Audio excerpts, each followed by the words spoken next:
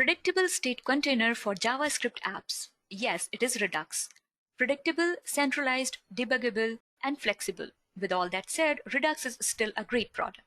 Hello everyone, I'm Monica from Edureka. Welcome you all to this ReactJS Redux tutorial. Before starting the video, let me take you through the agenda of today's session. We will begin with understanding the need of Redux. Then we will understand what is Redux. Moving on, we will see what are principles on which Redux is based. Afterwards, we will get to know the components of Redux, and then we will learn how to set up those components and how data flows among those components. We will wrap up the session by understanding how to use React with Redux with the help of a small demo. Meanwhile, subscribe to our channel and hit the bell icon to never miss an update. And also, if you are interested in ReactJS with Redux certification training, check out the link given in the description box. As we are going to learn Redux, we should be clear with the purpose of learning it, right? So before we start with what is Redux, we should know why to use Redux. React is one of the most popular JavaScript libraries which is used for front-end development. It has made the application development easier and faster as it follows the component-based approach where the data flows through the components.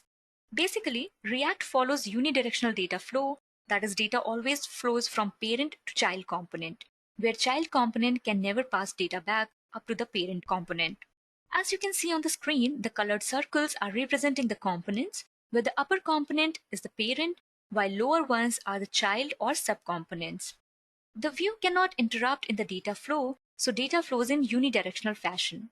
Here data flows from parent to child.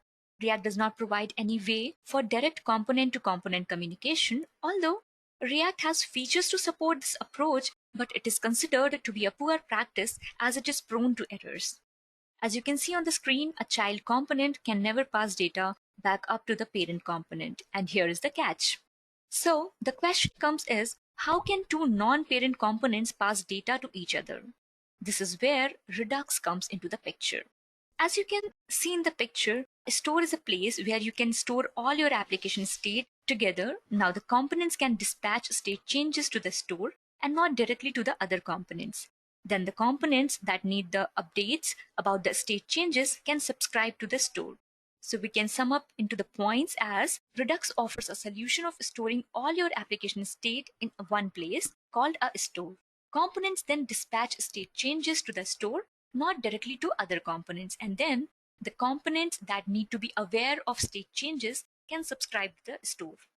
Redux helps you manage global state, that is actually the state that is needed across many parts of your application.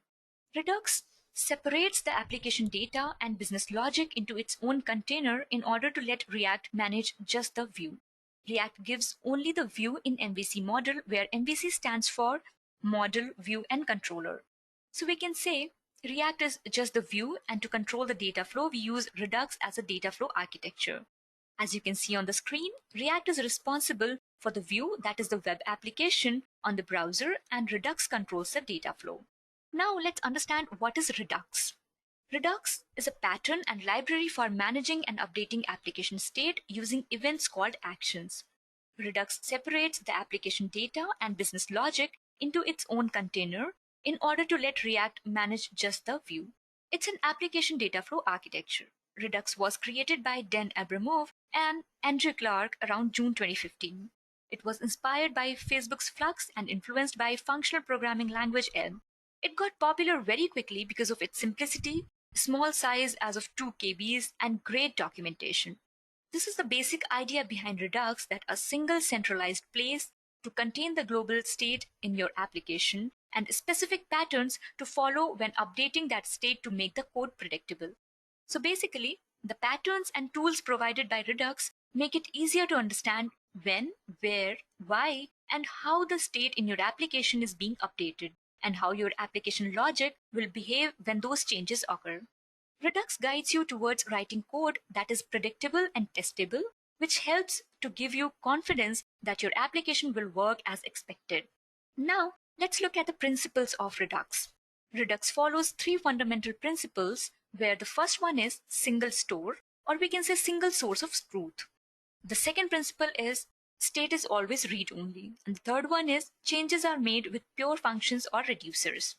Now, let's understand these principles in detail, starting with the first principle, that is single store. So when I say single store, it means that all my application state are stored in a single immutable store. As with only React unidirectional data flow, direct communication between components is not allowed. Now, the state of the entire application is stored in an object or state tree within a single store. Components state is stored in the store and they receive updates from the store itself. So components dispatch something to the store, and then the other components, when they get to know that something has been updated, they subscribe to store. Now, let's move to the second principle, that is the state is read-only, which means the only way to mutate the state is to emit an action which describes the user's intent. Here by mutate, I mean is to update. So we can say that we can change the state by triggering an action, which is an object describing what has happened. As you can see on the screen, here the action is no action. And when the action is switched on, the bulb is getting lighter. Now, let's talk about the third principle, that is change using only pure functions. In Redux, pure functions are called as reducers. The reducers are used to indicate how the state has been transformed by action. The reducers or pure functions take two parameters as input, which are the previous state and the action. So when it takes the previous state, it gives us the new state. As you can see in the picture, the previous state is that the bulb was not on, and then it has been worked upon by the reducers, and then we get the new state, that is the bulb is on. Now I'm going to talk about the components of Redux. Redux has four components: action, reducer, store, and view. So let's understand these components in detail. Starting with the action. Action are the plain JavaScript objects which are payloads of information for the store. So basically the only way to change the state content is by emitting an action, as we have already talked about it. So here action means plain JavaScript object which are the main source of the information which we use to send data, and data could be user interaction, internal event like API call or form submission. We can send these from the application to the store, and then the store receives this information only from the actions, and then we have to send the actions to the store by using store.dispatch. For example, here as you can see, we define the type as add to do, and then we can define the parameters as text. Now actions are created by action creators. Some of the points to be considered in actions are that it must have type property that indicates the type of action being performed. They must be defined as a string constant, and you can add more properties to it. Now talking about the action creator, action creators are the functions which create actions, and they takes in the message, converts it into system understandable format, and returns a formatted action object.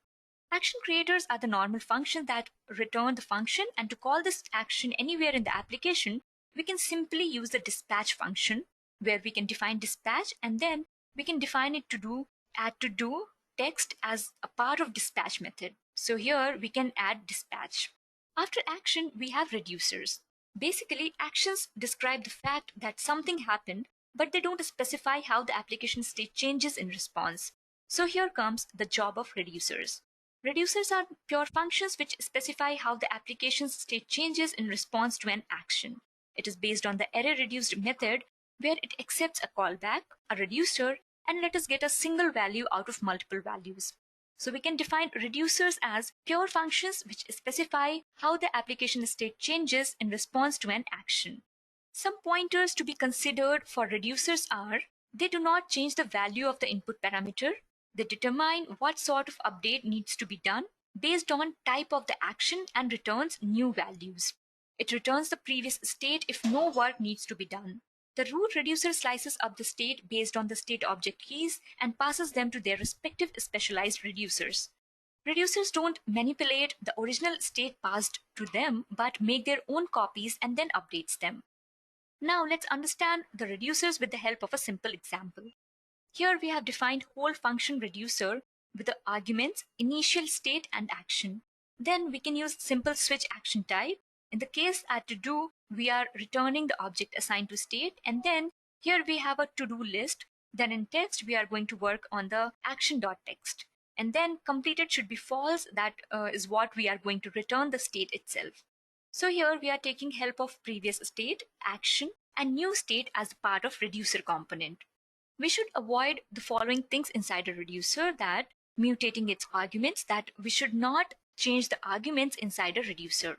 We should not perform side effects like API calls and routing transitions, and we should not call non-pure functions like date.now or math.random. Now, moving on to the star component of Redux, that is store. Store can be defined as an object which brings all the components to work together. It calculates the state changes and then notifies the root reducer about it. So basically, store can hold the application state and provide some helper methods to access the state, dispatch actions, and register listeners.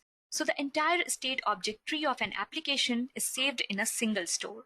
Here, we can pass a middleware to the store to handle processing of data and to keep a log of various actions which can change the state of the source, and all the actions return a new state by the reducers. Here in the example taken, we have created a store from Redux where we can import to-do app from the users that we are going to create, and then we are going to use the store component as a part of stores. With store, the data state can be synchronized from the server level to the client layer without much difficulty. This makes the development of large applications easier and faster. Store is responsible for holding application's state, allowing access to state via getState method, registering listeners via subscribeListener, allowing the states to be updated via dispatch action, and also it handles unregistering of listeners via the function returned by subscribeListener. Now let's talk about the last component, view. View is nothing but the thing which is displayed on the screen, and in formal terms we can say view displays the data provided by the store. As you can see in the picture, the store provides the data which is displayed as view on the browser screen. Smart and dumb components together build up the view. Smart components are the managers who are in charge of the actions and pass down a function via the props to the dumb components. And dumb components provide information to the smart components if any action is required. They receive them as props and use them as callback. Now, let's understand how the components in Redux are set up. First of all, we have to get the store ready. Then we have to set up the communication amongst the components, and then we have to prepare the action callbacks. Let's understand it with an example. So here we have action creator, reducers, views, store, provider, and root reducer component. So these can be called as the various roles involved in setting up the components and then ultimately in the data flow. Now let's see how the communication will happen among these components.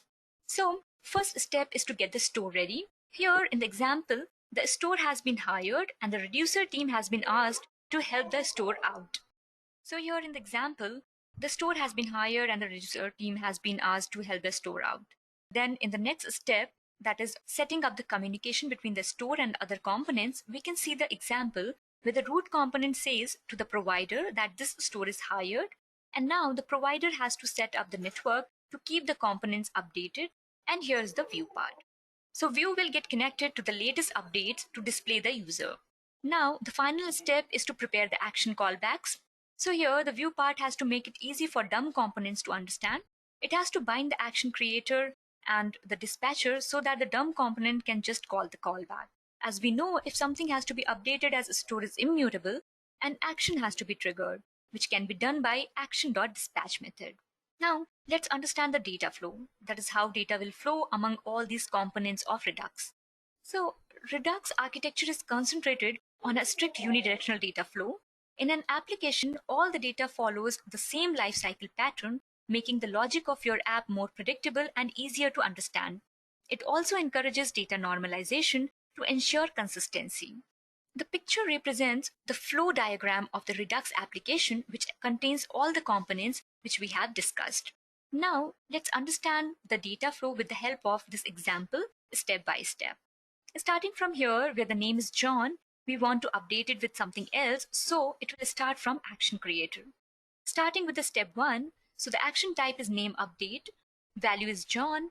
This is available on the view, and to change it, an action has to be triggered.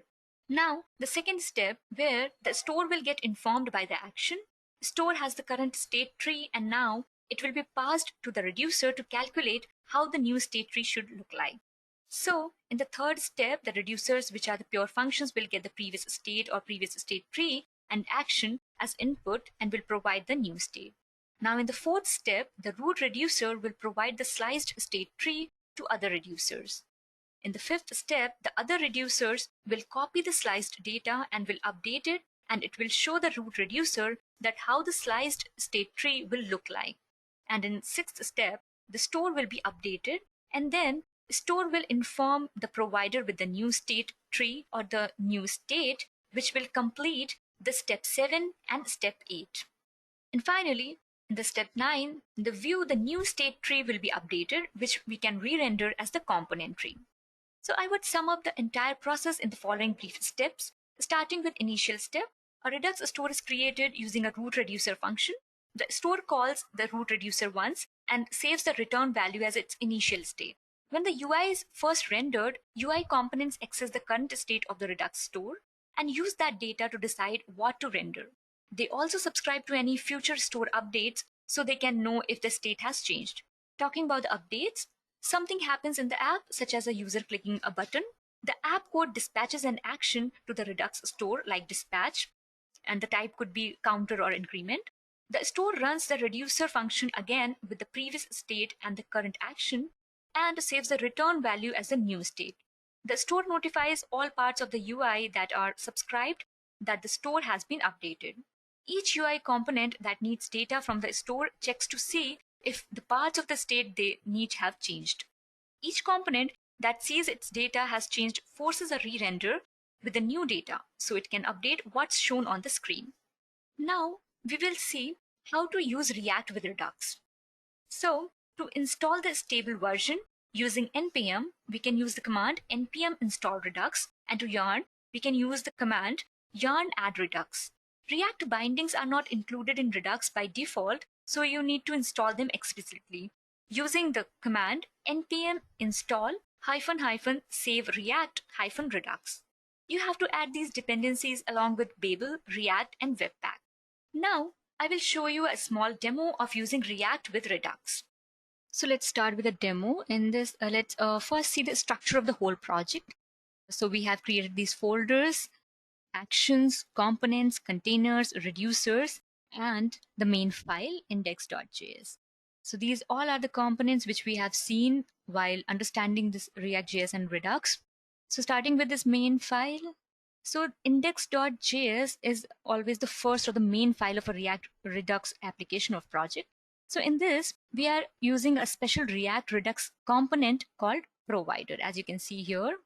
So this one is the special component, and it makes the store available to all the container components in the application without passing it explicitly. So we need to use it once when to render the root component. So here you can see we are rendering the root component with the name app. So here we are using provider. So we have to use it once while rendering the root component. Now we have created this file by importing all the dependencies required. You can see here with the help of import statement, we are importing all the dependencies which are required. It could be like Redux, React Redux, or the components or the reducers and all these things. Now, as you can see here, all the dependencies, React, React DOM, and here this React DOM, that is actually the data object model, which you would have learned in JavaScript. So in this file, we are calling the utility called as provider to call root component. And now let's start with the components. So here you can see the folder components. So these all are the different components which we have created. So these components could be presentational components as well as container components. So most of the time we use presentational components, but sometimes we generate container components as well to connect to the Redux store. So first of all, we'll see the presentational components. So here we have to-do-list.js, to-do.js, link.js, footer.js, and app.js. And here, this app.js is the root component. Okay. So starting with the to-do-list.js. So this to-do-list.js component or the file contains the to-do list, which is showing the visible to-dos. Okay. And basically these to-dos are the arrays. As you can see here, these to-dos are nothing but the arrays which have been created using 3 properties. You can see here ID, completed, and text. And here on click, you can see here on click is an event or a function which is taking ID. Okay, here is taking ID as a number, which is a callback to invoke when a to-do is clicked. Now talking about the other file, that is todo.js. Here it shows a single to-do item. Here is a property. You can see here property types. Okay, so it has a property type which has the event on click and completed and text, which shows the completed to-dos. Now we have one more component, that is link.js. So it has a link and it will show all the completed to-dos. Now then we have the footer.js. Here you can see they have different links which are used for the filter. As you can see, with the help of filter link, it allows the user to change the currently visible to-dos. When we will see the output of this application, then we will see how we can change the to-do list items with the help of this filter link. Now talking about our root component, that is app.js. It is calling all the other JS files which we have created as presentational components. You can see here like this add to do, visible to-do list, and footer. So you can see this footer is also one of the presentational component over here. So it is calling this as well. And you can see these visible to-do list and add to do, all these are the container components. So this root component will call both the components, presentational as well as container. So as you can see here, import as well as the export method. Okay, so initially we have imported presentational component like footer and the container components like add to do and visible to do list. Now you can see here, when you will just hover your mouse over here, you can see from where these components are coming. So you can see from the src folder and the container folder, we are getting this visible to do list. It is a container component. And here for footer, you can see it is coming from the components folder, this footer.js. So this is a presentational component. Now here we know we require the container components to connect presentational components to Redux. So let's see the container components. Now here inside the container folder, we can see the container components present. So these are the visible to-do list.js, filterlink.js, and add to do.js. So starting with the visible to-do list.js, which we have created, here you can see this file is required by todo.js file, which is a presentational component. So here we have todo.js, which is a presentational component. It will require this container component, that is visible to-do list.js. This is the basic idea, and it helps to subscribe to the Redux store, wherein we have map state to props. Here you can see this map state to props, which is a special function available in this import connect from React Redux. Here you can see in this connect function, this map state to props is present. So it is a special function which will help to subscribe to the Redux store. Now, one thing to pay attention is to import connect function. Here, as you can see, while importing, we have imported a connect function as well from React and Redux library. What it does is it provides the optimization which avoids unnecessary re-rendering of the application. Here we are calling the function with the help of getVisibleToDos utility. So we have a switch case in which we have three cases. All these three cases are actually the actions, which are show all, then show completed, and then we have show active. These are actually the to-dos. The action is to show all to-do items, then show all completed to-do items, and then show all the active to-do items. Now talking about this filterlink.js, here it is a container component which is rendering the links by dispatching an action. As you can see over here, with the help of this map dispatch to props utility, which we have got from this connect function, which we have imported from React Redux library, it is rendering the links by dispatching the action. And now talking about this add to do.js, here this is returning the HTML part of the application. As you can see here, we have input value, we have the button, submit button. So when we will see the output there, you can see the HTML part which will be visible on the screen.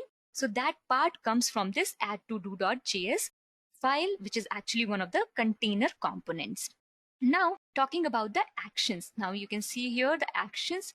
Here action is also one of the major component of our Redux application.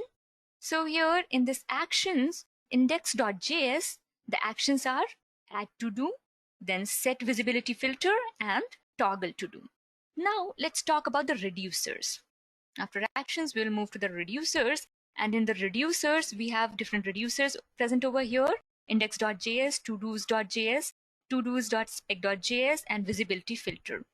Now, in this index.js, we are making use of combine reducers utility, and we are combining all the other reducers present. As we have seen in the example earlier, that we have a reducers team where multiple reducers are the part of that team and they together work.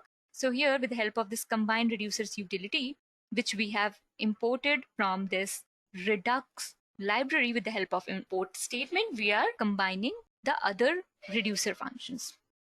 Now, as we know, these reducers are basically the pure functions. So other reducers, as you can see over here, these reducers are nothing but the pure functions, which are returning something based on the action. So here you can see they are taking the action with the help of the ID, and then they are returning something with the help of the case. So they are returning the states, as we have understood earlier from the examples. And we will make use of all these reducers here by combining them. Now, let's talk about the output of this application. I hope this structure of our Redux application is clear to you all. You can create any of the applications on Redux. And now, talking about the output. So here in the output, you can see we have a text box and then the submit button and the other buttons also. We will see how they will be used. Now, the basic idea of this application is to create a to-do list. Okay, so here we will add some items which will be treated as the items of to-do list. So we can add multiple items in this to-do list, and then we can categorize them with the help of clicking on those items, that whether they are active or they are completed. Right now, we don't have any item in this list. So let's insert something. So for example, we are entering to subscribe the Edureka channel. So when we will click on add to do, this item has been added in the to-do list. For example, we can insert like the video, one more, and for example, we'll write like writing. So all these three items I have entered in this to-do list. When we have clicked on all, so we can see all the items of to-do list. When we will click on the active, so we have all the active to-do list items, and in completed, we have nothing because we have not completed any of these. To complete it, we will just click on any of these. So to subscribe, I have just clicked on it. So this item has been completed. Now when we will see in active items, we have only two, and in completed, we have the one which we have already completed by clicking on it. So this was the output for this application which we have created. With this, we have come to the end of this session, and hope it was useful for you and you have enjoyed it. Do not forget to like the video and subscribe the channel. Thank you. I hope you have enjoyed listening to this video. Please be kind enough to like it, and you can comment any of your doubts and queries, and we will reply them at the earliest. Do look out for more videos in our playlist and subscribe to Edureka channel to learn more. Happy learning!